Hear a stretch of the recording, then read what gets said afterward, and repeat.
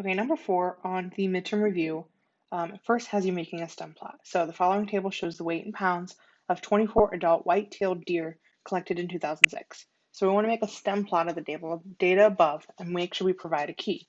So when you do a stem plot, so you make your line, and then we're going to put the first 2 digits to the left of the line. So if we look at our numbers, our lowest number is 87, and our highest is 152. That means the 80s is kind of our first stem, then the 90s, the 100s, the 110s, the 120s, the 130s, the 140s, up to the 150s. That's kind of what that means. So then we can start kind of filling things in. So if we kind of go, let's see, we'll try to do it in order. So we've got an 87, we got an 89 and an 89, so fill those in. So we just put the last digit for our leaf. And if it repeats, like our 89 repeated twice, so we put 2 9s. Let's look in the 90s. We've got a 92. We've got another 92. I'm trying to do them in order. We got 94, a 95, a 97, and 99. Let's see, in the 100s, we got a 100, so we just put a 0 there. We also have a 103. Oh, we got a 102 first. A 102, a 103, I see a 107, and a 108. Now we have 110, so we put a 0 there. Let's see, 113 and 2 116s. I left out a 103 over here, so let's add that in. So there were 2 103s, 107, 108. Oh, 2 107s.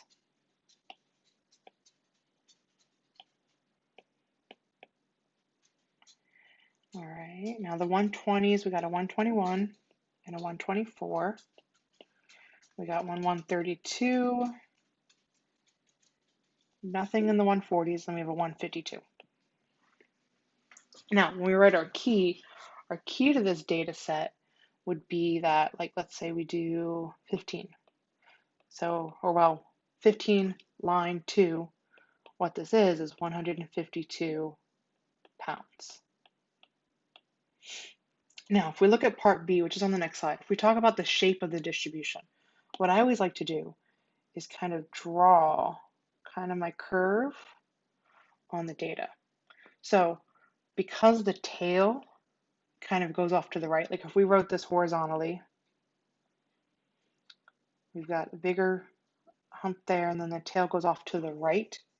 That means this data set is skewed right. If the tail went the other way, I'm going to draw a little one over here.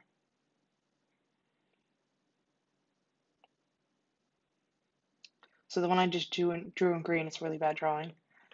This would be skewed left because the tail extends to the left. And then remember, if it's your nice pretty bell curve, that's when it's going to be symmetrical. So let's see, I'll draw a little one over here in the corner. So it's nice and symmetrical there. So that shape is going to be symmetrical. All right, so part B, we said this one was skewed to the right. Now, for this data, we want to know, is the mean going to be equal to, greater than, or less than the mean? So we had kind of our data set. Let's see if I'm going to draw. So it looked kind of like this. Now, the median, so it's going to be either going to be less than, greater than, the mean is either going to be less than, greater than, or equal to the median. So if we had like our median kind of here, when it is skewed to the right, our mean is going to be greater than. Oops. Because the outliers, like the higher numbers are that 152 is an outlier. Like we had like 152 up here, that's going to pull the mean up. So it's going to make the mean bigger than the median. Now, if it was skewed left,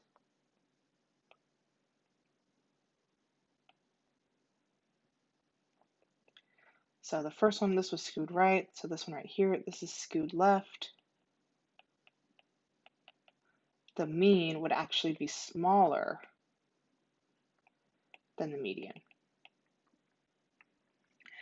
Let's see, part D, they want to know, are any of the weights appear to be an outlier? Explain.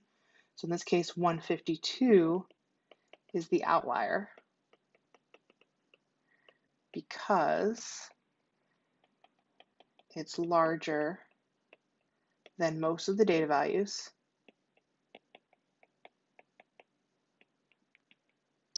Remember, an outlier is a number that's really big or really small compared to the rest of the data set. For the 5-number summary, I'll do a video in a second on how to put this in the calculator.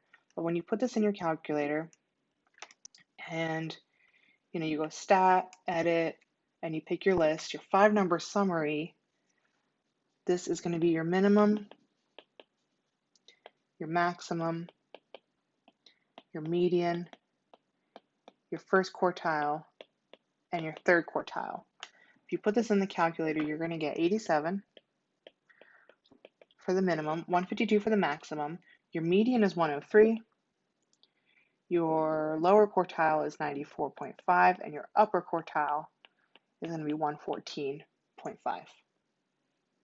All right, now the last little bit for this problem, we're going to make a box plot. So we had our 5-number summary. So it was 87, 94.5, 103, 114.5, and 152. So this is on the previous slide. You're going to make a box and whisker plot for this. So you start with your number line. So I'm going to start with like 85 since we go up to 87.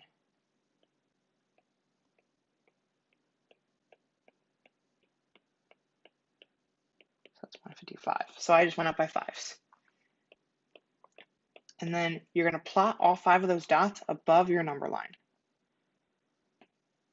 So let's see, 87 would be right about here. 94.5 would be right about here.